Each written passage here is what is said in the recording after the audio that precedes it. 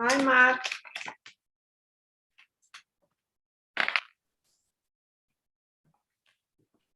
Did you get my email? Which email? Oh, I'm sorry. I sent you the file with my notes. Ah, no, I didn't get it. Oh, I'm sorry. I don't know what happened. Let me see. Where is?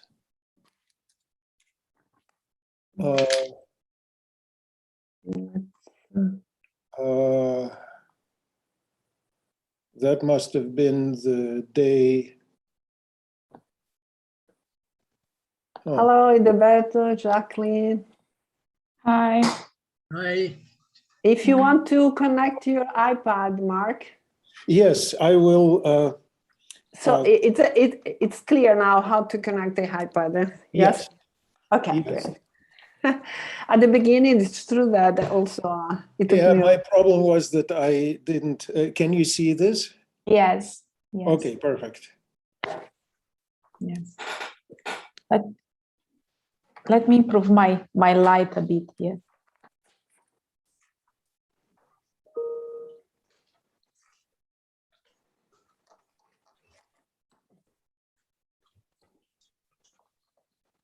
Today is what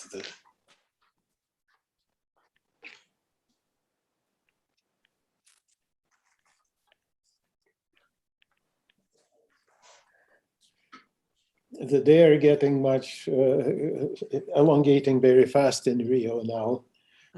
I guess we have. What is the latitude of Rio? It's a tropic, so it's about 23. 23. I see. More or less. South. Yeah. So there's not much of a difference, I guess, between winter and spring. Oh no, there is actually. We have longer. You know, we do have. You do perceive few hours of difference. Yeah, I guess so. It's where Ildeberto is now, because it's very close to the equator. So yeah, but in Rio we don't really see the difference on the day. Well, it's a bit summer, it's a bit longer, but now we don't have summer time anymore. So it's less longer. So at close to 6 it's already dark even in summer. Oh. Yeah, because they decide not to adopt the summer time. Yeah. Yeah. But today it's a bit sun. It was raining, but now it's a bit sun.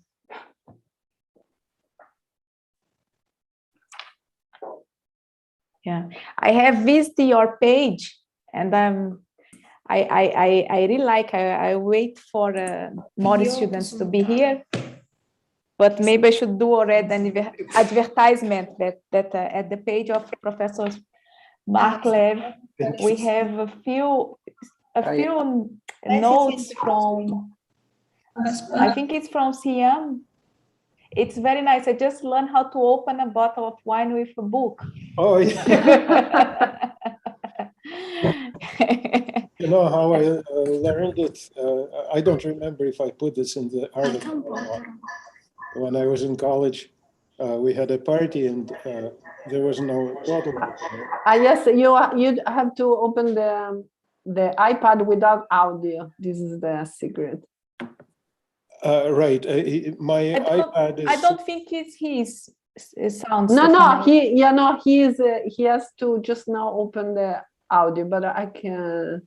It's just this because he has interfering. Am I? But now there is no more your iPad, so. Yeah, I mean, my iPad is only connected by video. I think it's. Is my sound okay? Yes. Perfectly. Yes. Yeah, I think it was another person with the audio open. It was not. Yeah. It could be the sound from somebody. Yeah. Yeah, but you did mention that how did you discover how to do it? It's a very nice text. I really enjoyed it. Oh yeah. And, yeah. Yeah. I like the references for the historic and literary. Right. Yes. Yeah, I already did some advertisement. I passed for some friends of mine that are physicists, and they really enjoyed. So, well, I hope the students go and check your page. I'll probably use also for undergraduate students. There are very nice texts that I didn't have time to read all because there are plenty of texts. But this one from the wine, I confess I read it all. I guess you cannot bring wine to an undergraduate class. Well, I don't know what's gonna be the consequences for me or if I do this. Well, it will be a combination. It will be very unpopular and very popular, I guess. Yes. I could try at least in the grad school, maybe with masters or maybe PhD students. It will be easier.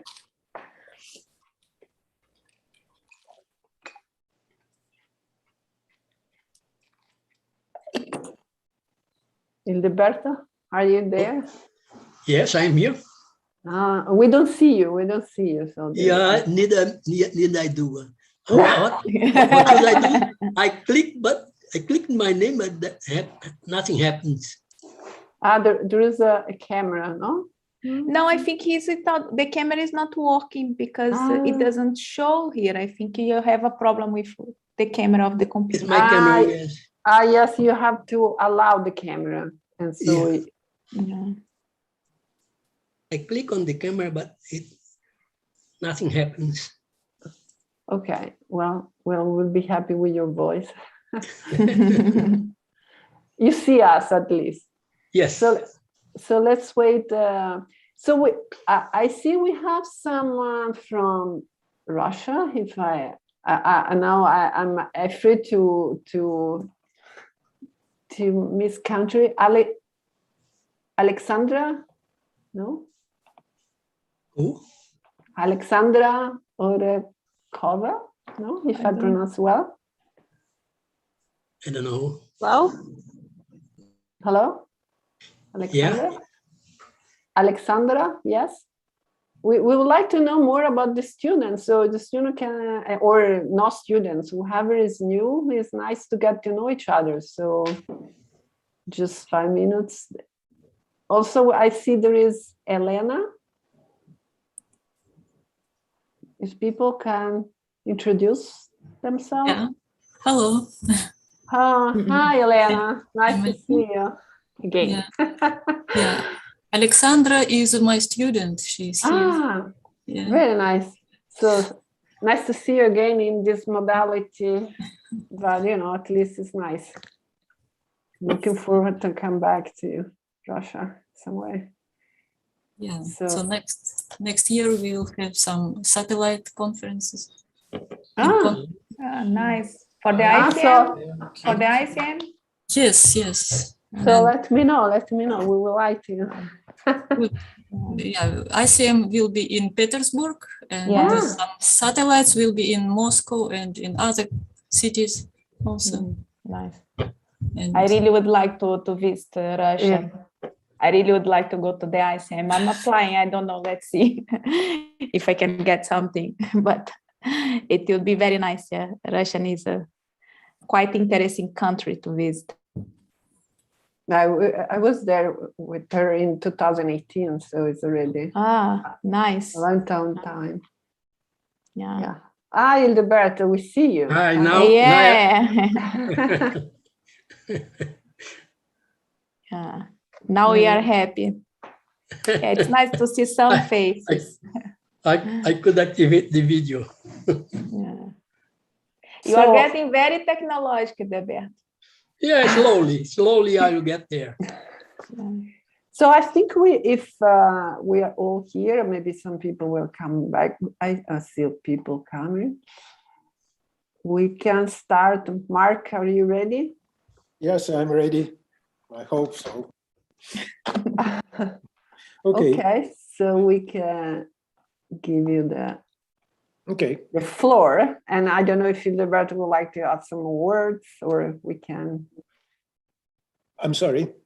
I don't know if Hildeberto would like to add more words this time, or No, I just You're- wait for. Yeah. for another lecture. Okay. So, Mark, the floor is yours. Okay, thank you very much. So I thought maybe some people probably have not seen much of variational principles, so maybe I'll give a couple of just some remarks to get some intuition about variational principles, because otherwise it might be like a dry formula. So we looked at the question of minimizing an integral of a function that whose graph connects two given points. So here's independent variable. Sorry, We don't Mark, see- it's not writing. It doesn't like show. So let me no. just let me stop sharing, and I'll reshare it again. Okay, thank you. The same happened last time, right? Yeah. So hopefully it will work. But I see the first line. Okay. And then I will click this. Can you see it now? Yes.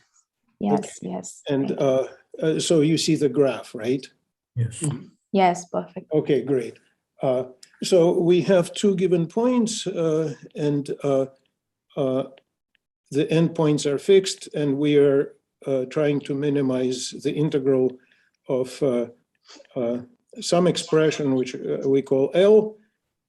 It could be the Lagrangian, or at this point it really could be any function. So it's a function of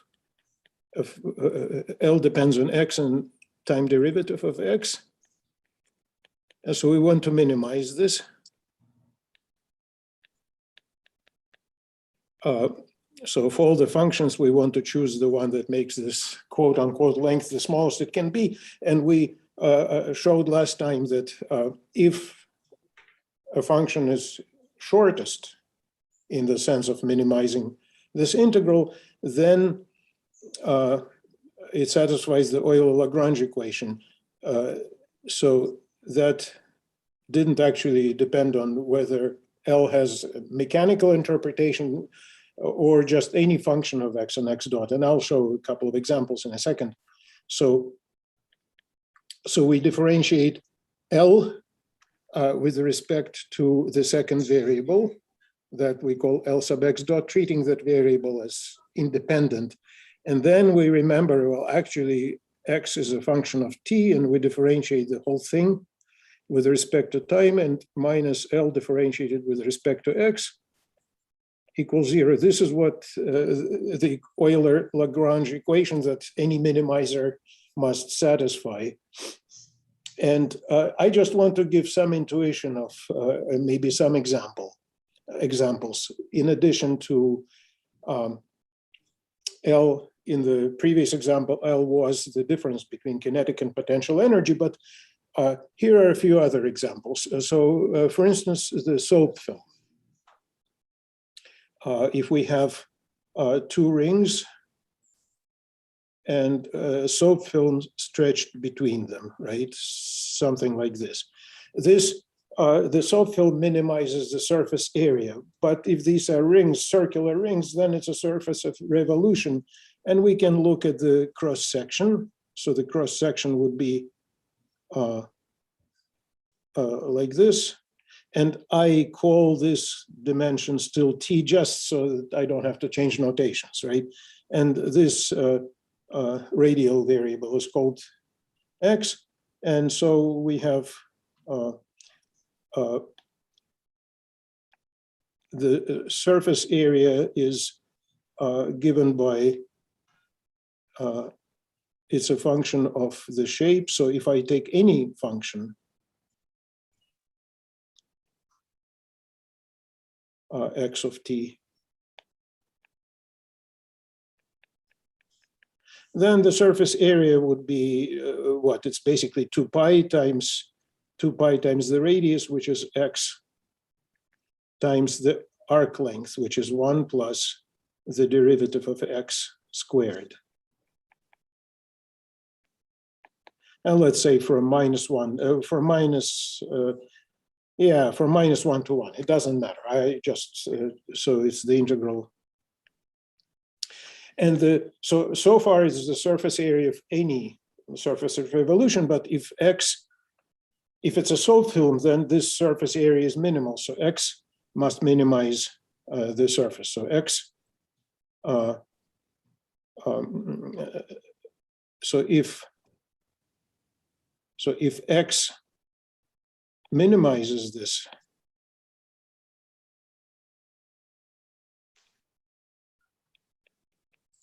integral, makes it smallest it can be. Oh, with these points fixed, the rings are given, right? So we're not changing them. Then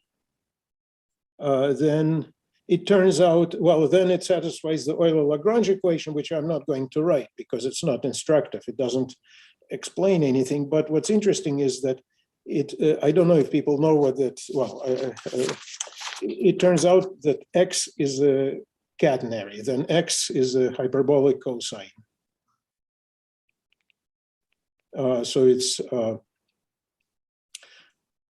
well, with coefficients, right? So cosh of X with some coefficients which depend on this point. Let us, so I don't want to write the Euler-Lagrange equation, but I want to make a couple of remarks. So remember I said that if, well, you see our function L, so in this case, L of X and X dot in this case is just X multiplied by the square root of 1 plus the derivative squared. They're asking if there is no hyperbolic cosine of t, maybe? Yes. I'm sorry, of t. Thank you so much. Yes. Hyperbolic cosine of t.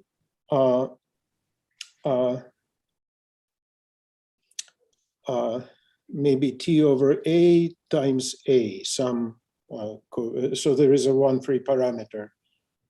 And what I wanted to mention was this. So if L was the difference of kinetic and potential energy, for mechanical systems, we had conservation of energy, which was expressed as follows. It's X dot differentiate L by X dot minus L. That was a constant along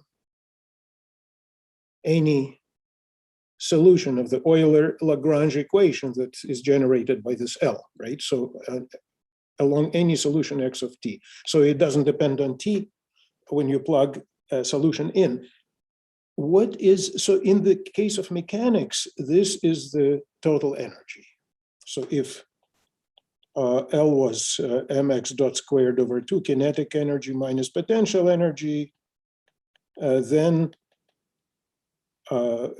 let's call it H, right? Then H is the energy.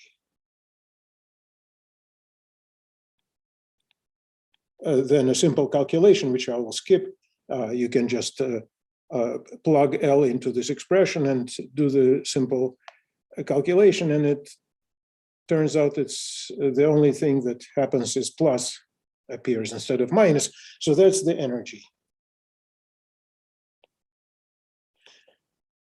So in this case, it's a physical interpretation. What is the geometrical or any other interpretation in case of the Lagrangian coming from the soap film?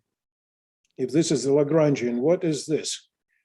And something, in other words, doesn't depend on t in this picture. So if I pick any value of t, something doesn't change. What is it? It's certainly not energy because nothing is moving. And it turns out that it is the horizontal component of the surface tension. It is simply Newton's first law. In other words, if you look at the soap film and you cut it here, and instead of this soap film, you replace the stuff to the right by a tension, you know, my picture is two-dimensional, but if I drew it in 3D, it would be like this. So you cut off the film to the right, but you hold this film by the kind of tangential forces, right? Kind of a cone of equidistributed force. So if you project this force onto the on the t-axis, that is exactly the geometrical or physical interpretation of the conserved quantity. And it's clear that it has to be the same, because if I cut the surface in some other place and replace, so I remove everything, oops, if I remove everything here and here,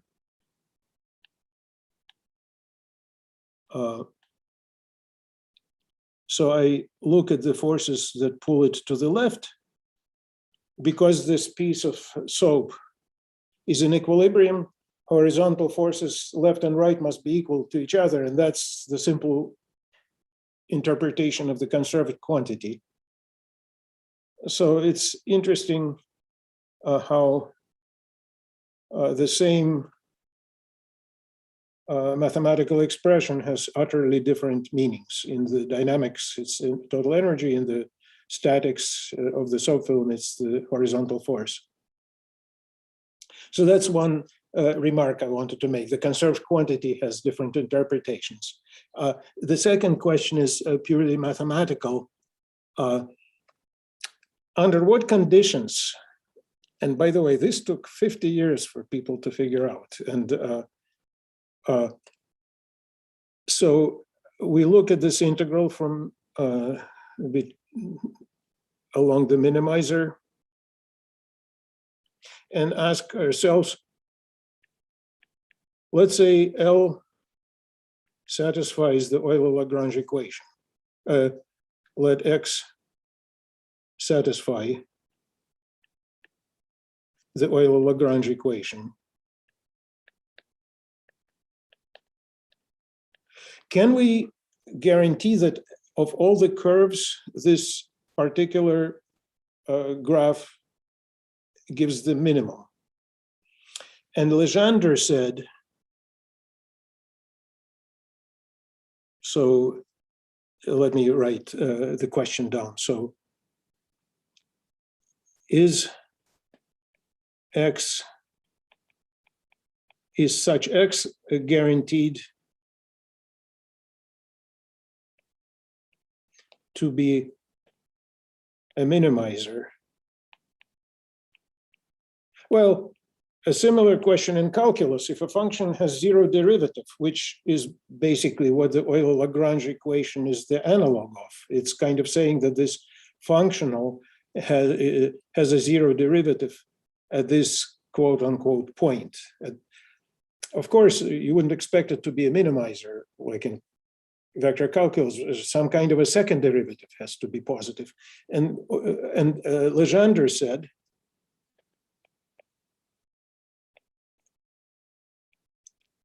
yes, it's a minimizer if L differentiated by the second variable, second derivative of L with respect to X, is positive. And so, for example, let me give you a simplest example. Let's take L to be just the difference of squares of x dot squared minus x squared dt from, let's say, 0 to some number a. So let's look. So this is our L. So L differentiated with respect to x dot twice is just what? It's 2, right? It's a second derivative with respect to the of x dot squared minus x. Again, we are not treating x as a function of time. We're treating x and x dot as independent variables. So this is just 2. It's just 2. So it's positive. So according to Legendre, let me actually take even, I need to prescribe the endpoints, right? I didn't say anything about the endpoints of this function, right? So let's assume that they're 0. And so in other words, let's take the endpoints, this and A. Okay, so according to Legendre, well, you can write the Euler-Lagrange equation. You can write the Euler-Lagrange equation. Let's see what it is.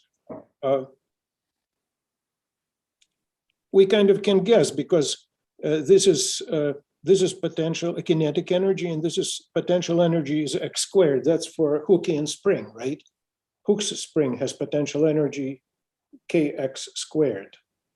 In this case, or over 2, it doesn't matter. So Euler-Lagrange equation is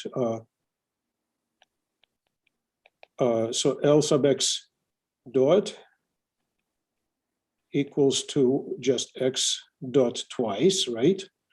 And L sub x equals to minus 2x, right? I simply differentiate, and then Euler-Lagrange says that d by dt, I cancel 2, so it's of x dot minus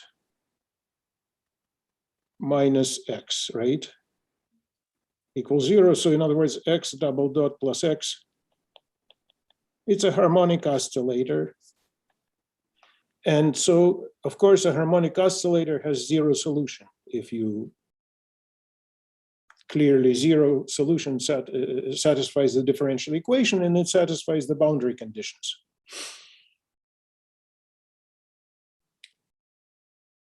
So, however, Legendre made a mistake. It's very strange. I'm surprised. I often wonder if it's not, maybe he just was careless. But anyway, people say that he made a mistake. This is a false statement. It's a necessary condition for the second derivative to be positive, but it's not sufficient. For example, take a equal to, let's say, 2 pi. So if a equals to 2 pi, then so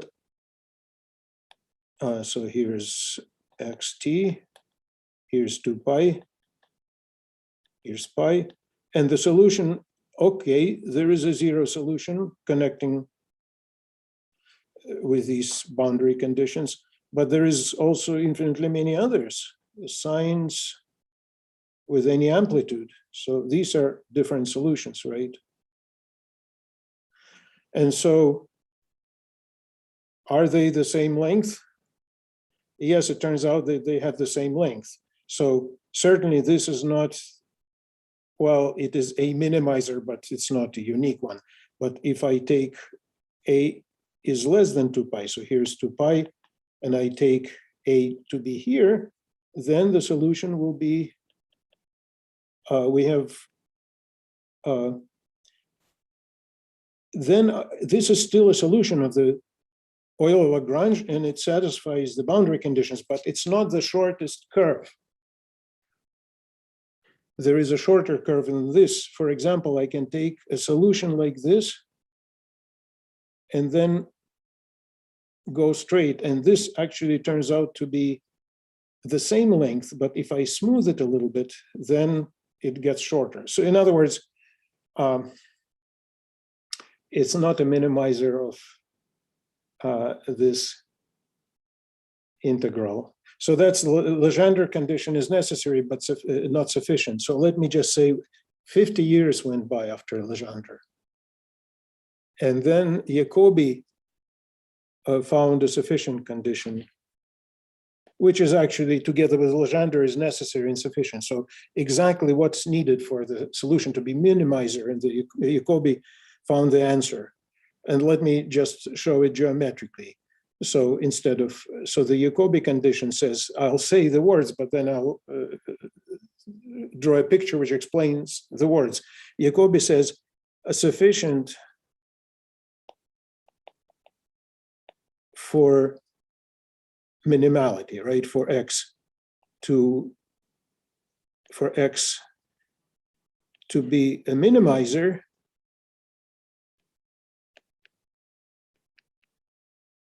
to have no conjugate points. I'll say what they are and give an example with a projectile and with a soap film. To have no conjugal points between, in this interval in question, in the interval from T0 to T1. So what is a conjugate point? So let's say here is T0, T1, and we found a solution to the Euler-Lagrange equation that connects these 2 points. How can we tell if it's a minimizer, if this is the shortest solution, at least shorter than its neighbors, than all its neighbors? Here's the answer. Take other solutions of the Euler-Lagrange equation near it. So take different solutions with the same initial value, but with different initial slopes. It's a second order ODE, and the solutions can behave like this, right? So you see these nearby solutions may or may not cross the main solution. And if they cross, that is, as you basically you take this angle alpha. As alpha goes to 0, this point, if there is an intersection point, approaches to some limiting point. If that limiting point is in the interval, then it's a conjugate point. So in other words, the conjugate point is where the nearby trajectories focus, okay? And you see in this example, here's the starting solution, and these are nearby ones. You see, and the pi is the first conjugate point. And there are, of course, all of these other are also conjugate. But there is no conjugate point between 0 and pi. And therefore, in this case, if I take a to be here, then the integral from 0 to this a is minimized by this solution. Any other curve will give us a bigger value of the integral. But as soon as you take a at another place,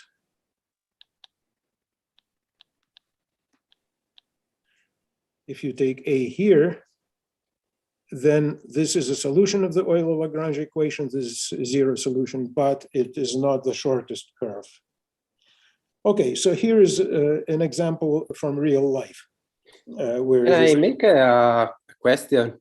Sure, thank you for asking. I know that this theory is for weak minimizers. Yes. So yes, but the theory is different from strong. Is it for strong minimizers? That's right. So this is only for local. This is a local criterion. It's Okay. like, yeah.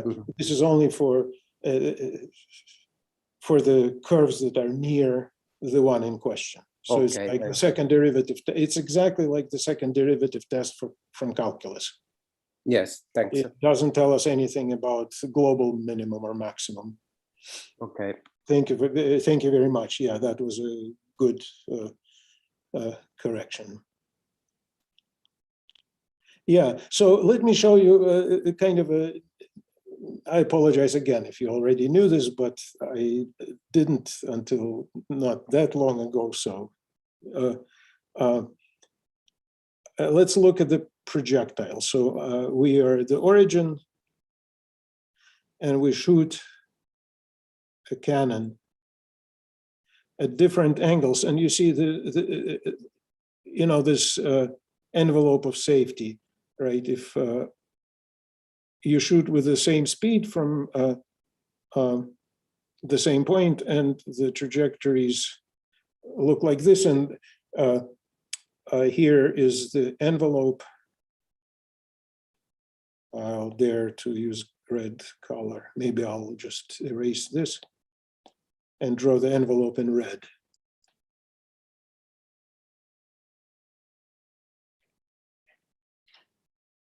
So this is, it turns out to be a parabola also, but of course of different shape. Okay, so this is one of the beautiful things that I don't have the time, but it's Maupertuis's principle says that if we fix the energy, which is the case here, right? Here we shoot with the same initial velocity, speed. So all the trajectories drawn here have the same energy,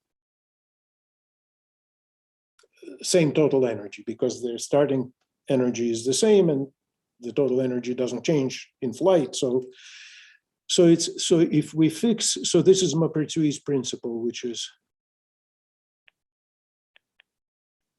which was proven, first discovered by Koenig, and a decade or two later was proven by Euler and was given Maupertuis's name. So this is a common injustice. And so fix energy, fix total energy, then trajectory. So I'm talking about this flying projectile, but this applies to any motion in a potential field, in a conservative field. So then any trajectory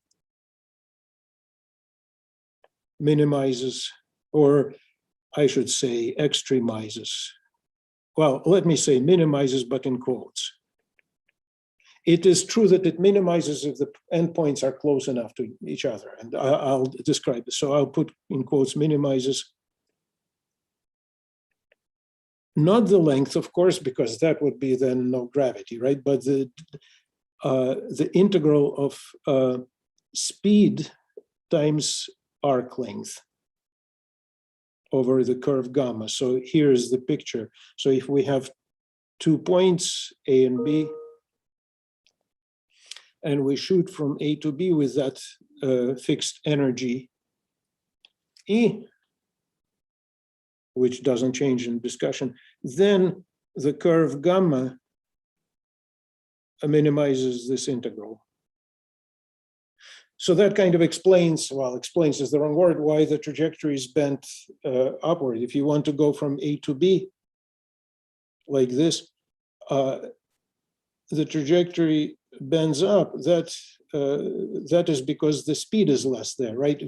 I should say that the speed is given by the conservation of energy. So it's mv squared over 2 plus, in this case, mgh, right? The potential energy equals to E.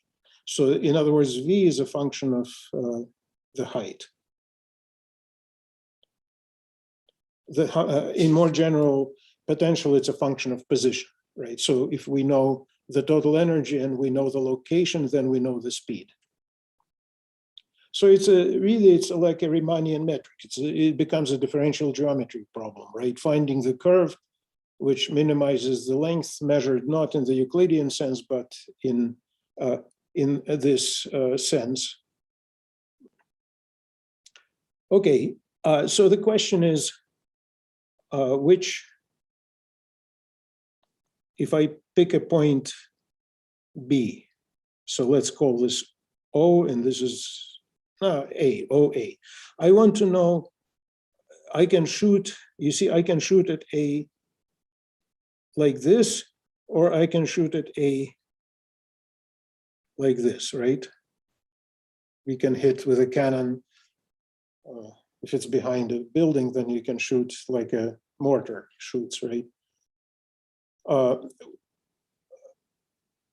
Which of them is minimizing? So each of these are, both of these curves are stationary. They satisfy the Euler Lagrange equation for this. You see, I should mention that this is, notice that this integral is of the kind we discussed. So V is a function of,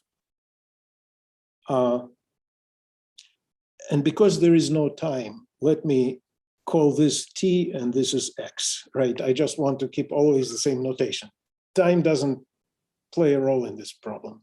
We're only talking about the trajectory shapes. We're not saying how. So V is a function of the height, and the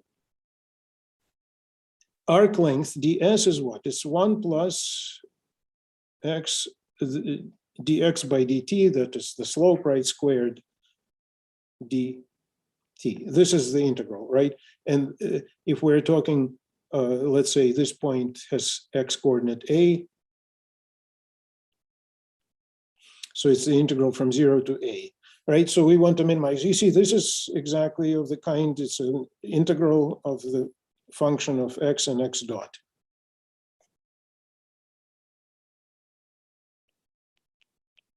So I'm bringing this up as an example of the general integral, but very palpable. And here, it turns out that the straight shot, so to speak, this parabola makes this integral minimal. And why is that so? Because there are no conjugate points. Because if you shoot a little bit above or a little bit below, you get these trajectories. You see, none of them intersects this parabola before, right? So this is the minimizer of this integral, while this isn't. And why is not? Because if I, let me draw it without messing it up. So here's this. And if I take nearby trajectories, you see, they must cross. So there is a conjugate point. In fact, the conjugate point lies on the envelope. You can kind of see it from this picture, right? So that's kind of nice. So this envelope, this red curve, is the set of conjugate points for different trajectories. And if, yeah. All right, so that's one thing. I probably should not, there is an interesting story also with the soap film. For example, you could ask, how far can you take these rings apart before the soap snaps, right? You can answer this. And also, let me just say very quickly. So here are these two rings on which the soap film is stretched. So this is a kind of a cross-sectional view. And okay, well, this is the physically observed soap film. That's the one which minimizes potential energy. If it didn't minimize, you would not observe it physically, right? It would be unstable. But there is also another one that is not observed, and it's more steep like this. I thought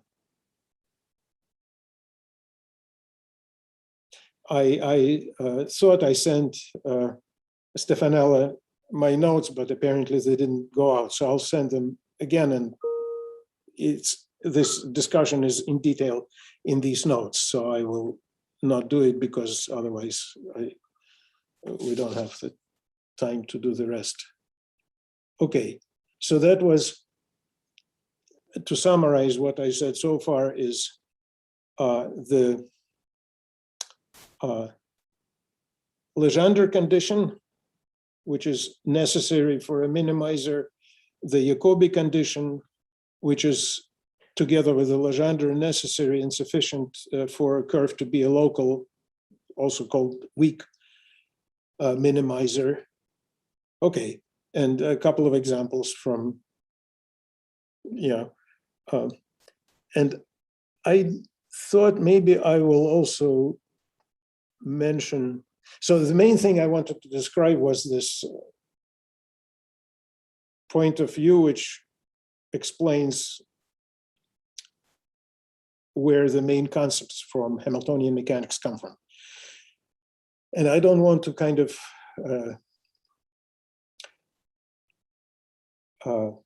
make it a little too sudden. So I thought maybe I'll give another example, which is of interest in its own right, I think. So we looked at the first thing I said last time, I think one of the first was, we look at the Lagrangian, which is the difference of kinetic and potential energy. And this is kind of a little bit unpleasant, because what is the meaning of this difference? And it kind of bothered me too.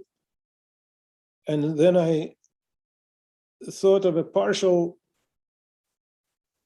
I don't know if it's satisfactory, but something that has exactly a direct physical interpretation of this quantity. So what is this thing? It seems meaningless. Adding, yes, but subtracting. So here is the thing. I have to take my, I don't know if you can see me. If you look at the Slinky, right? So let me hang it. This is a two-dimensional problem. I want to show the quintessentials, the basic, the simplest version. So look at this Slinky, right? I claim that potential energy of this Slinky is given by this formula, which is, so this is integral from, let's say, T0 to T1, doesn't matter. And here is the integral of exactly this kind. So what I want to,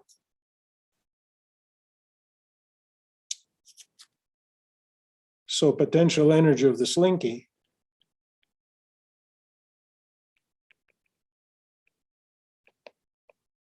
of course, I have to make some simplifying assumptions. So first of all, let's say X is the vertical direction.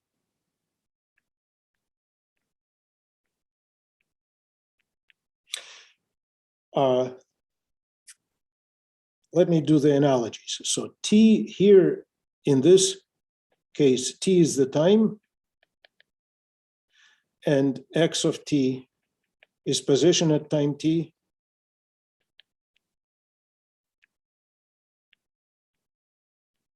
How would we describe the configuration of the, I'm thinking of this as a one-dimensional object, okay? How would we describe the elongation of the Slinky? We should say, the most natural thing is to measure the mass. Let's say from the top to bottom, right? It doesn't matter, or from bottom to top. Let's measure the mass from one end. So let's call it, I don't want to call it T, or should I? I don't know what's more confusing. Let me,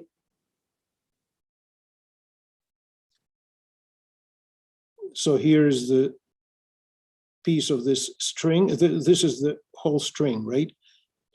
X is the vertical direction. And here I measure the mass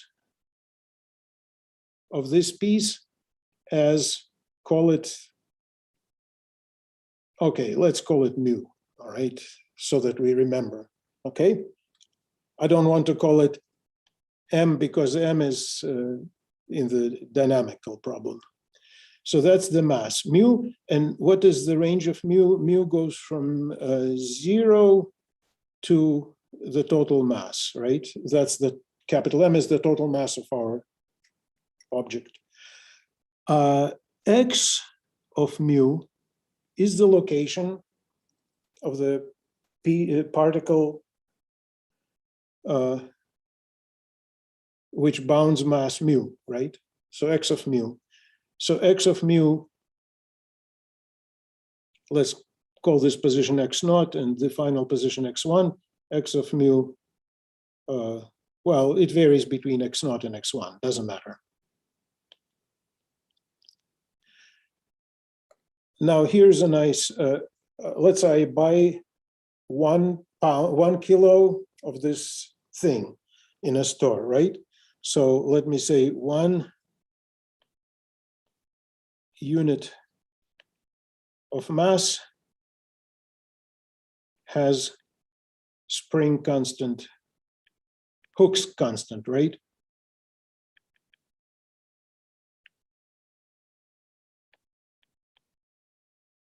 Call it K. Okay. So that means if I stretch it, and my Slinky has 0 length when it's not stretched, right? So the tension is going to be K times the length, right? What if mu, d mu, a small unit, if I take a small piece of this, d mu, mass has spring constant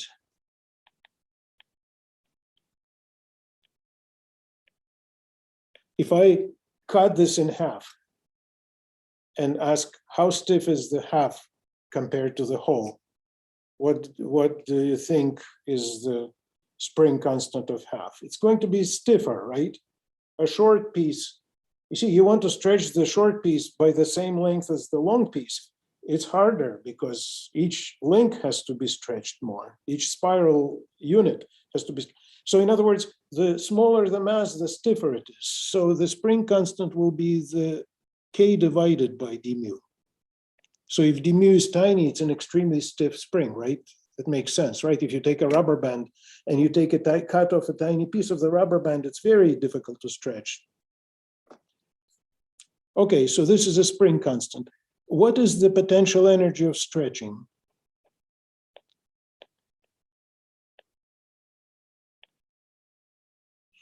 Of the mass d mu. What's potential energy of any spring? For any spring, it's 1/2 kx squared, right? 1/2 k times the elongation. So it's going to be 1/2 times Hooke's constant, which is k over d mu, times the elongation squared, which I call dx. So it's length. It has 0 length if you don't pull it. When you elongate, I call it dx. So, okay. So now, finally, what's the potential energy of the whole thing when I stretch it? It's the sum, which means the integral of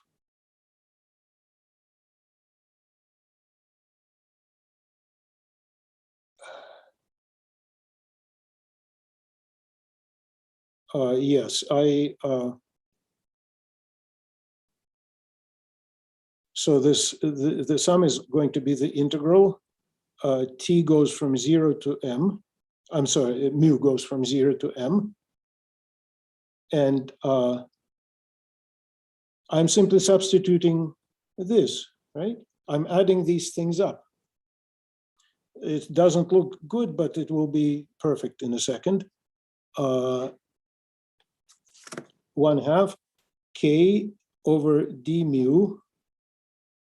And dx is what? The only thing I have to say, dx is basically x of mu plus d mu, right? This is the location. This is the location of the point to the left of which the mass is this, right? Minus x of mu, right? Which is approximately equal to x dot squared of mu times d mu, right? And that's what I plug in here. So it's x dot squared d mu. I'm sorry, not squared. Yeah, the square is here, right? So I have x, no square here. This is x of mu. I plug this in here. So we get d mu squared. And you see d mu cancels, and we have a normal looking integral. It's the integral from 0 to m of 1 k x dot squared over 2 d mu. So you see, it's exactly the same formula as in the dynamical case. But I still, so this, what I wrote so far is the energy of stretching. And by the way, this formula doesn't insist that x is, I mean, I could forcefully hold it, you know, stretched in some parts and compressed in others, whatever I want to do. This formula gives me the potential energy of stretching or of stretching for any stretching pattern. And I should have included gravity. And what's gravitational force? That would be an additional what's the gravity? Gravity is potential energy. It's, let me not call it V. That's potential energy of the unit mass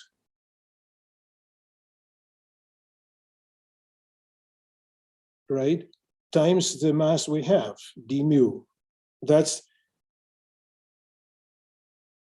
This is the potential energy of the little piece of this thing, right? The piece d mu has potential energy proportional to its mass times the potential energy that one unit of mass would have at that location x, right? And so the total energy of my Slinky is this. And now my point is that, look, I mean, it's exactly the same expression here and here. The only difference is plus and minus. So to summarize, if I maybe made some details not terribly clear, my point is that the formula comes, the same exact expression comes in two interpretations. It is a Lagrangian of a moving particle, or it's a potential energy, if I simply call P minus V, right? Then it's the potential energy of the Slinky. And this analogy, this equivalent, it's more than equivalence. It's more than analogy. It's an exact equivalence. Now we didn't have to know any ideas from Euler Lagrange. We could use basically common sense to derive the Euler Lagrange equation for this. You see, we could introduce P equal to negative V. And then instead of this integral, I can look at this, but this one I can touch with my hands. And I know what minimizes this integral. So what minimizes this integral? It's the equilibrium of the Slinky, right? And in equilibrium, I can just write the balance between. So here's the picture. I can write the balance. Here's my spring. I can write the force up, the force down, and the gravity. So these three things. So the force up turns out to be x dot times k force, and this is at mu plus d mu. And the force down is x dot at mu times k. And the force down is the force that would be acting on the unit mass, which is the potential energy differentiated at x. But the mass we have is d mu, it's small. So these three forces have to be in equilibrium. So if I write this minus this plus this is zero. So kx dot mu plus d mu minus kx dot, this is the down force. Sorry.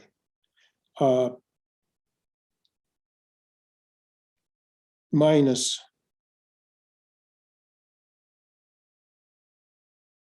negative p prime of x. I'm maybe messing up. This has to be zero, d mu. And divide by d mu, and you get, and take the limit, you get kx double dot equals to minus or plus p prime.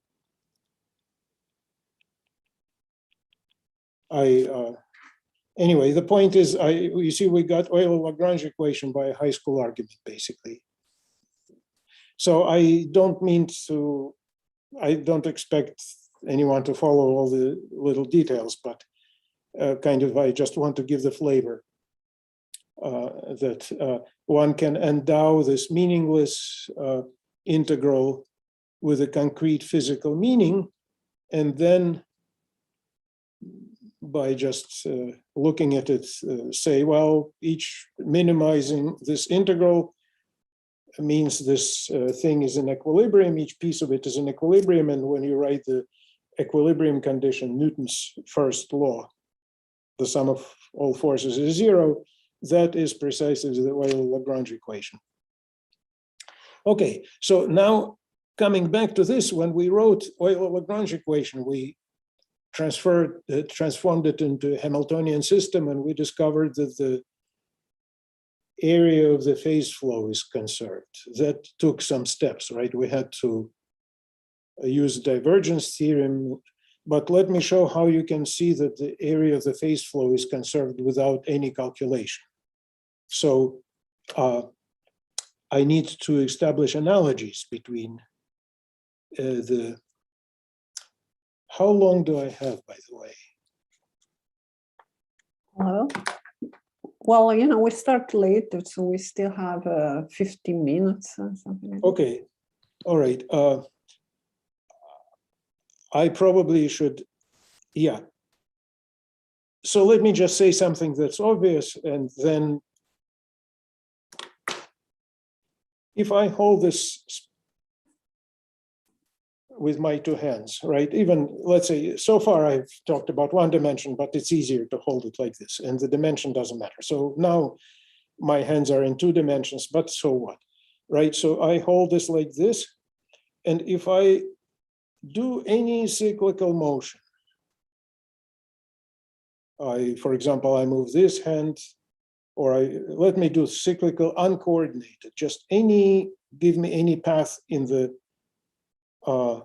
in space here and any path there, and I make my hands trace out these paths and come back. So I do a cyclical motion. No oscillation is excited. How much work do I do? Zero, right? Because where could this, sometimes I raise it, sometimes lower it, but anyway, so I do zero work. So here is a picture. So here is this thing. Here's the force on the right hand, and here's the force that I'm applying with the left hand. And let me call the position in space. This is x1. That's in R3, right? And F is also a force. It's three-dimensional, right? And the same here, x0 and f0. And they, each end traces a closed path. And let me just say one thing, that note that, actually it's probably, I'll say it later. Total work, this is the key point, total work I do in executing a cyclical motion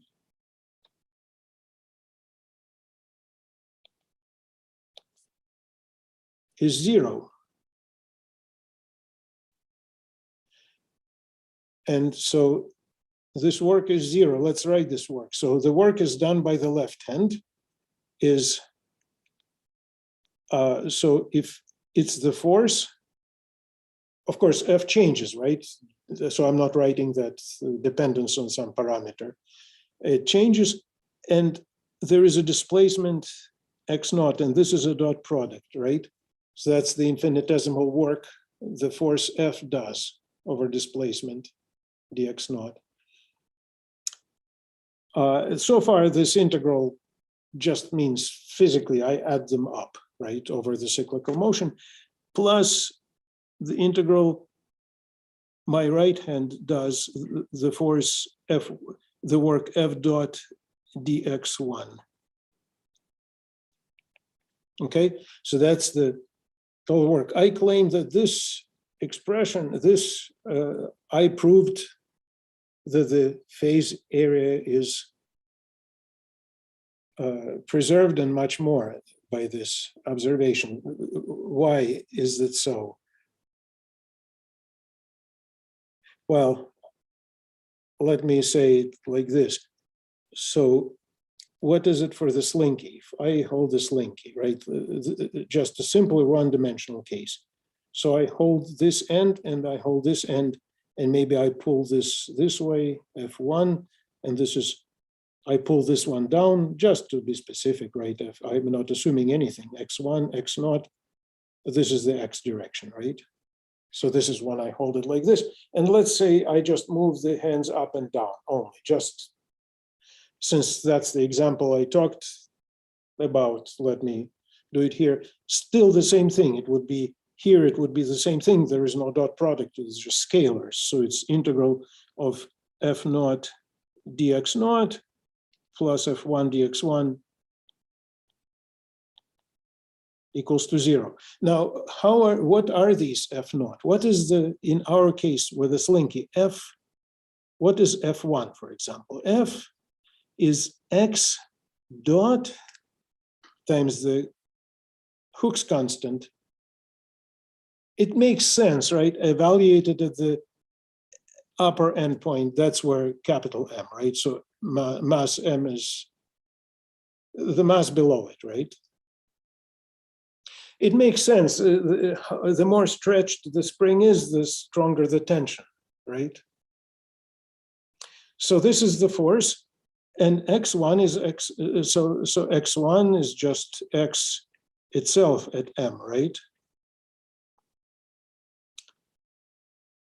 And so what is the meaning of this integral? Well, you see what happens is I draw x. To be honest, we have to draw everything in a picture. So this is f, and this is x. And when I move my hand, both x and f change cyclically. So f1 and x1 change. At each stage, this is x of m and x and kx dot of m, right?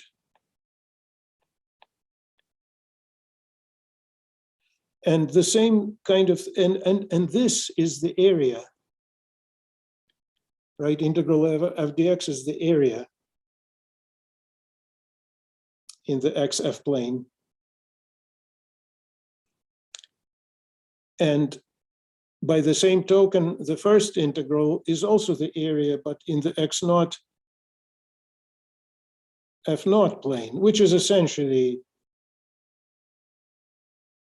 okay, anyway, so as I move my hands, both x1, f1 change cyclically and x naught, f naught change cyclically.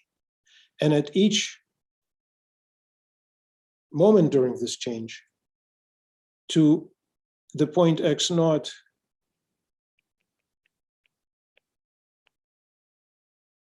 there corresponds a point xf.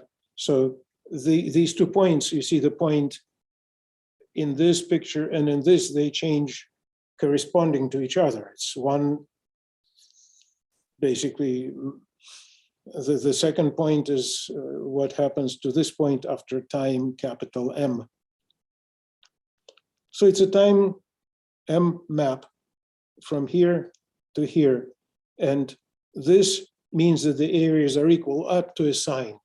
So one area is equal to the other with a minus sign.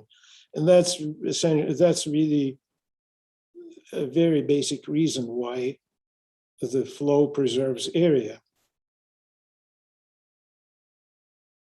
So, and you see, this is a much more basic reason because we didn't have to write any differential equations really. We could predict, and we see directly that the reason for this preservation is that we have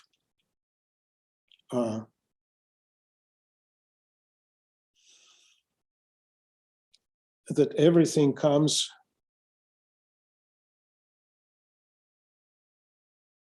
well from work that I did, but what does that mean? That means we were talking about the total energy of this Slinky.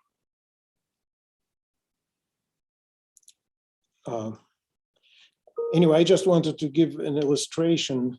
You see,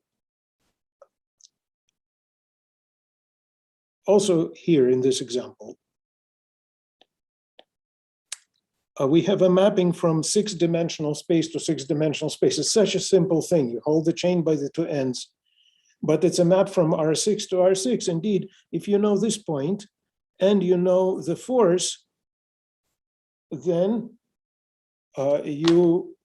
in principle, that determines, so if I know this, my left hand, and the force with which my left hand is being pulled or is pulling, that in principle determines similar data for the other end. right? So this physical thing gives us a mapping from R3, from R6, it's a 6-dimensional space, X and F, to R6.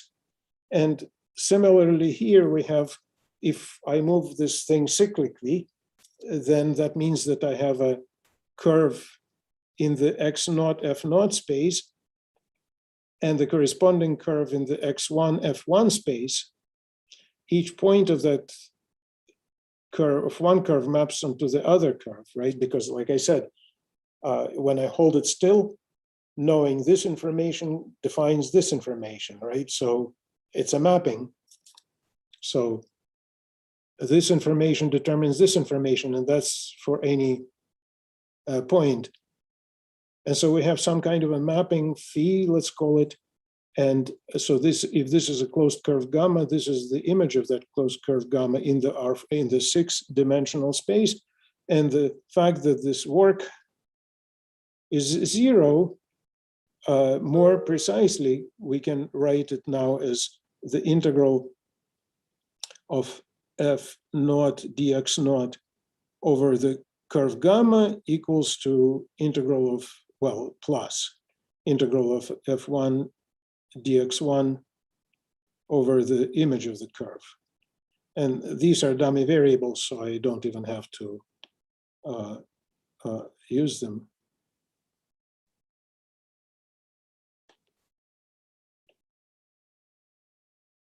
Okay. Anyway, so I just wanted to say that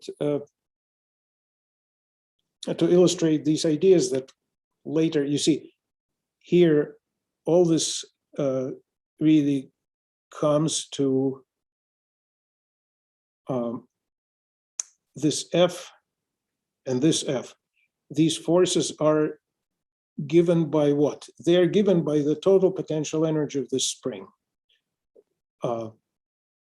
That's one last thing I have to say. So the potential energy of this spring, of this Slinky, right? The total energy. It's got stretching and elevation. I don't want to write the formula and it doesn't matter, but let's call it S. And this potential energy depends on the endpoints, right?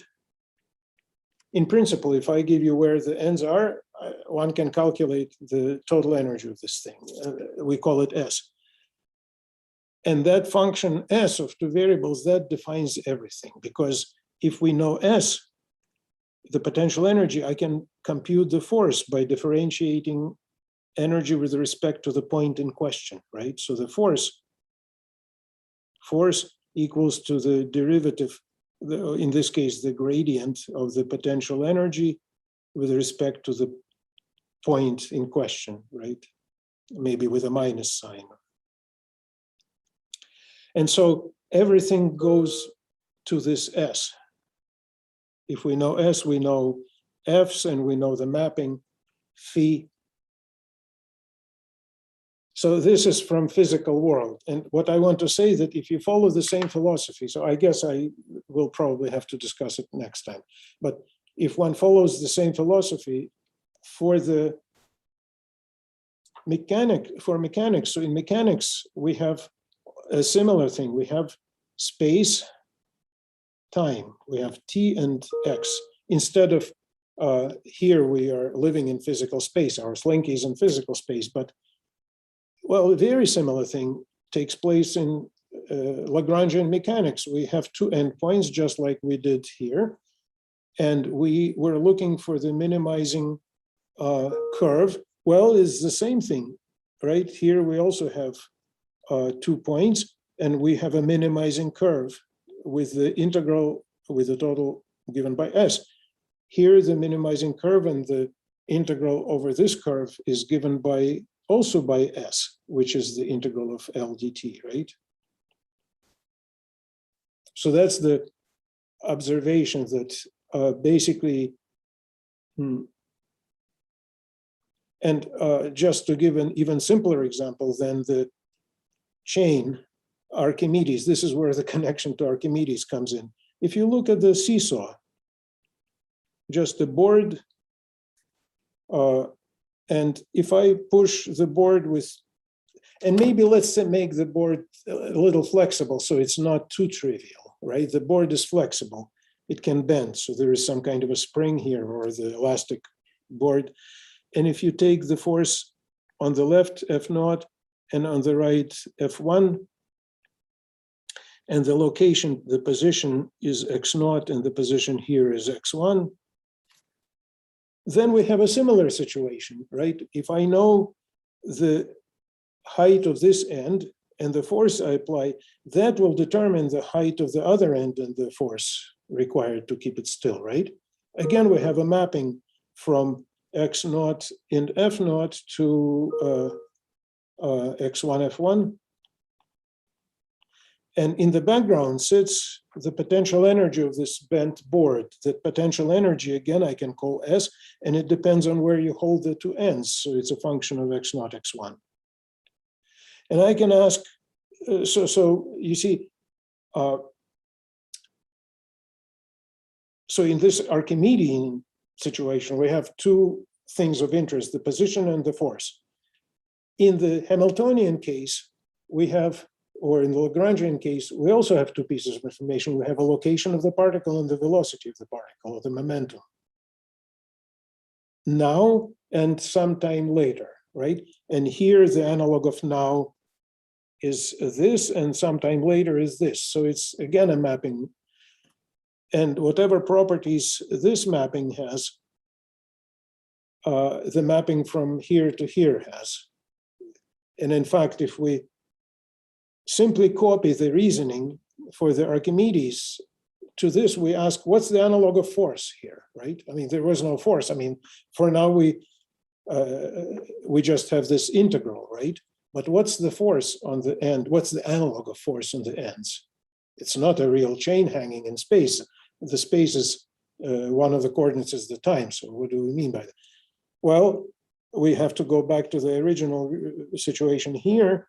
The force was the derivative of the potential energy. Well, so the analog of force would be the derivative of the quote unquote, not potential energy, but the action. And the remarkable thing is that, I'll just stop here, that if you look at the derivative or the gradient of this, so fix this end and look at the gradient of S with respect to this end.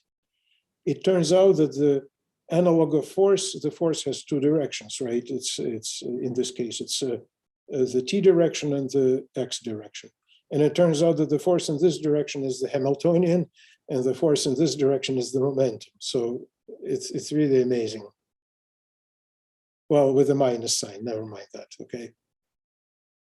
So if you simply calculate, and it's a one-line calculation, you calculate the derivative of this minimizing integral as you shift the point to the left-right in the time direction, you discover that the gradient is given by this formula. You never saw this maybe before, but then you just discover that the gradient is given by the formula L minus x dot times L sub x dot. That is the derivative of the action with respect to t at the right end. So that's how the Legendre transform comes out without us having to invent anything, by simply asking the question, what is the analog of force? And when you differentiate S in the up direction, so in the x direction, ds by dx, then we discover that this is given by L sub x dot. L sits, of course, L is kind of the origin of everything, right? Everything comes from L. And so, and the area preservation is a verbatim copy of what I just described. And so anyway, I will give a very concise description of this next time. Okay. So thank you very much. Very, I love this parallel. So please let's thank Mark for this wonderful lecture. So you can all open the microphone, please. Let's join me. Thanks. Thank you. Thank you.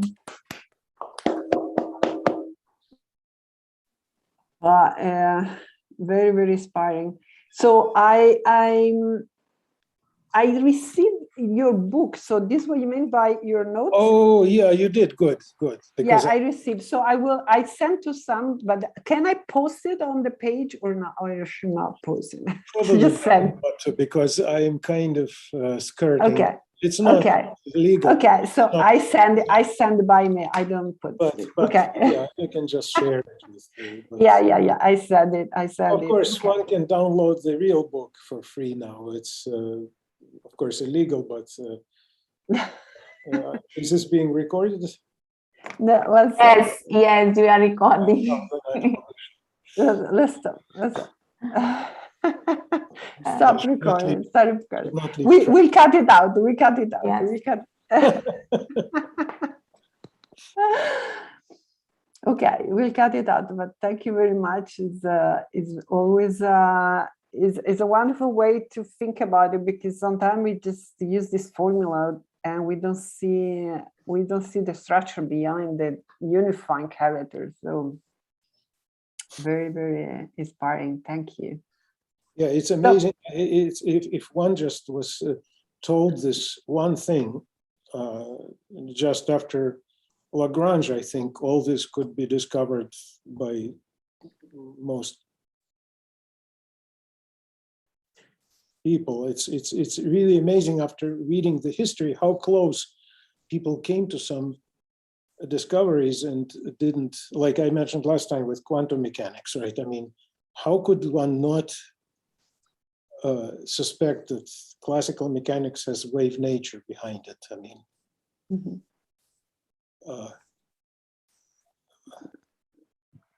yeah, and it's true that well, you know, I have to say, I like you, for example, I truly understand. I understand better first Newton's law most recently.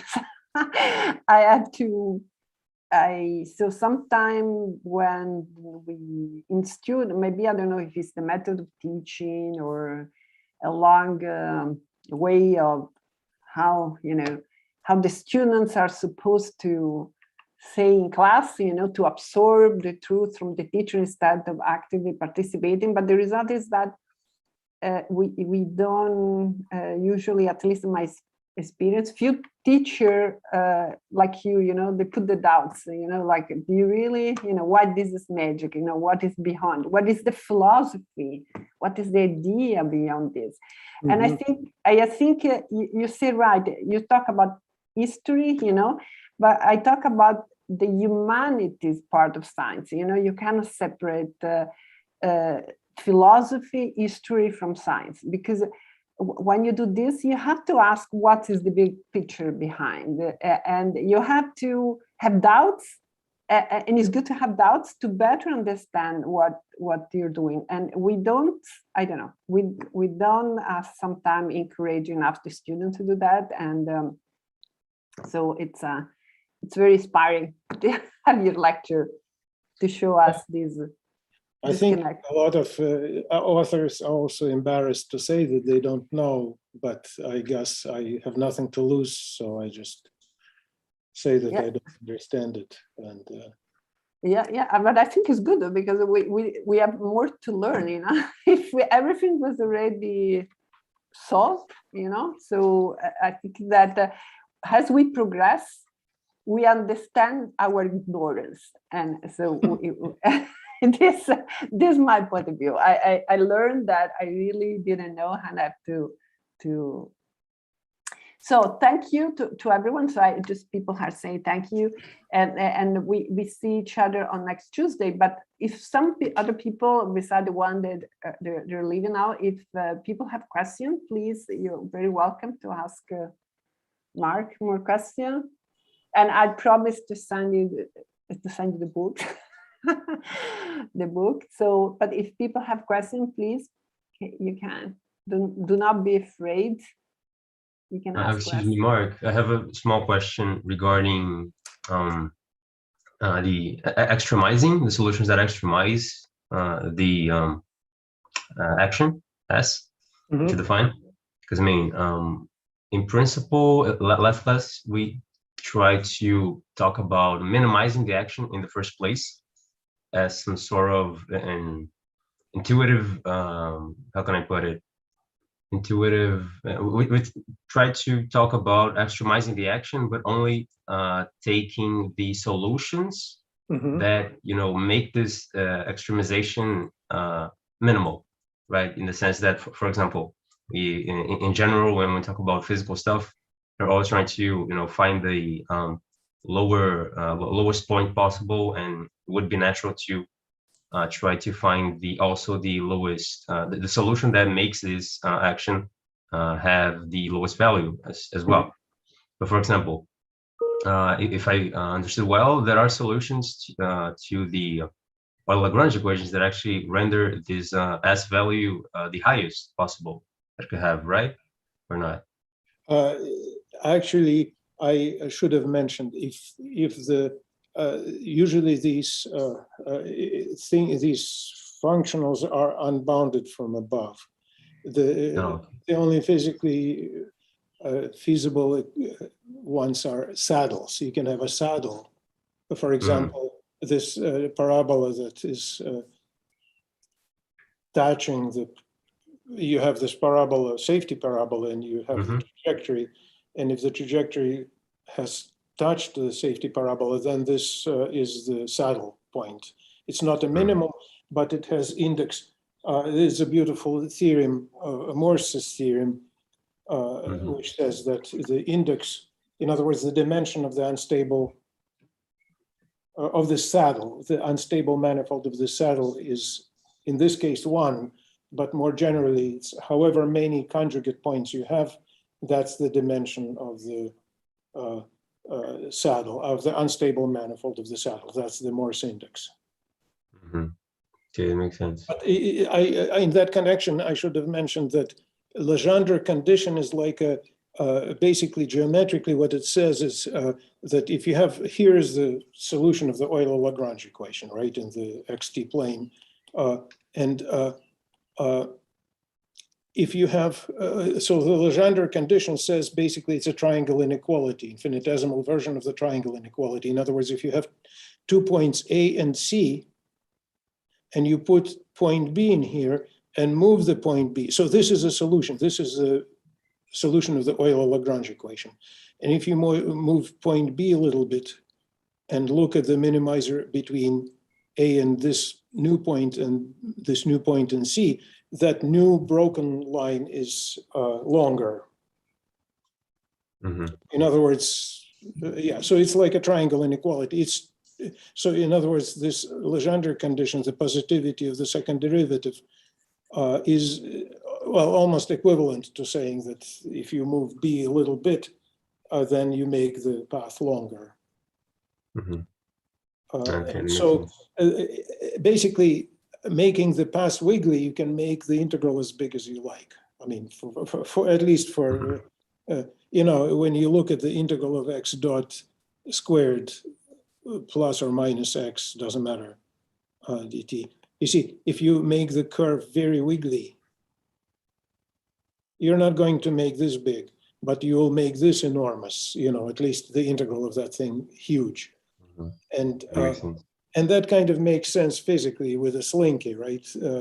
If you want to minimize, you don't want some parts to be terribly stretched, right? Because that you get punished by, because it's a square. And that's exactly the positivity of this, you know. So it's some sort of sufficient condition that you mentioned, right? It's not necessary, but it is a sufficient condition. Yeah, I mean, in principle, it could be right. 0, and you know, Legendre, you have this saddle. right, Legendre condition is sufficient when the 2 points are nearby because conjugate points cannot be too close to each other. So for a nearby solution, for nearby endpoints, it is always a minimizer if the Legendre holds. Yeah, let's see. Loosely speaking, yeah. Loosely speaking, Legendre condition says that the tension has to be if you imagine a spring which wants to expand, that would fail the Legendre condition.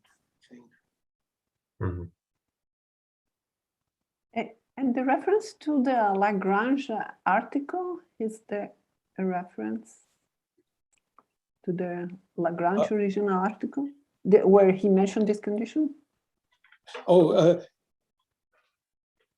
I don't know it. I'm so sorry. I can find out. Legendre, Yeah.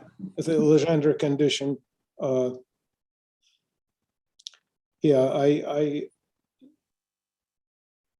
don't need immediately. It's nice to see. Yeah, I actually find it always fruitful to look at the original articles, but in this case, I have not done it, which is actually not good. I confess that to be able to read, to find something in Maxwell book, I had to ask an historian to translate for me. So it's not always easy, but one can try sometimes. I'm kicking myself for not keeping the copies of the Maupertuis article and of Euler's because when somebody asks now, I don't know. I have to repeat all the work again to find them. Okay, but thank you very much. So any more questions? We can let Mark. Yeah? No? Hello. Yes, please. Thank Mark's lecture. I'm really enjoy this class. Really, the L equals T minus 3 really bothered me a long time. My question is that obviously, I think we are behind the plan, original plan, according to the poster. I think next time maybe we can stop at according to the content, not according to the accurate time. Is it okay? So you're suggesting to not stick to precisely to the plan, or on the contrary? I wasn't sure I understood exactly what you had in mind. I mean, maybe next time if we haven't finished the content, we can extend the time a little bit. Oh, well, I totally don't mind doing this, but having been a listener myself, I hate to impose on people. So it should be completely. But if you want, we can make a little break in the middle. If you we can make a break. That's right, and then people 40 minutes, 45 minutes, have a little break. So people don't have to feel any pressure to turn out to leave. No, people take a water, coffee. We can as do long this as after there's no 40. pressure on people to stay there, I'm totally fine. Yeah, we can do 45 minutes. But Stefanella, I think the problem is that I think the colleague was saying that he was afraid that Mark had to stop before finishing. So I guess we give you time. Take your time. At least from us, you can take your time. Maybe someone needs to go, but it's gonna be recorded, so you can take your time. Yes, but I think also Mark is right that not for us, but for him also to have a drink, and not for people leave. But I think we can break it in two parts. I have my drink here. That's okay. Yeah, for us. Yeah, I'm happy to do whatever the organizer. Yeah, we can because really it is a precious opportunity, like our colleague. Yes. It's a unique opportunity. I still remember this conversation we had, Mark, about the extension of the notion of center of masses in pure space. I would like to go. I'm still not satisfied. So it's very nice to think back this notion that we think we know, but we don't really know. So I agree with Nanling.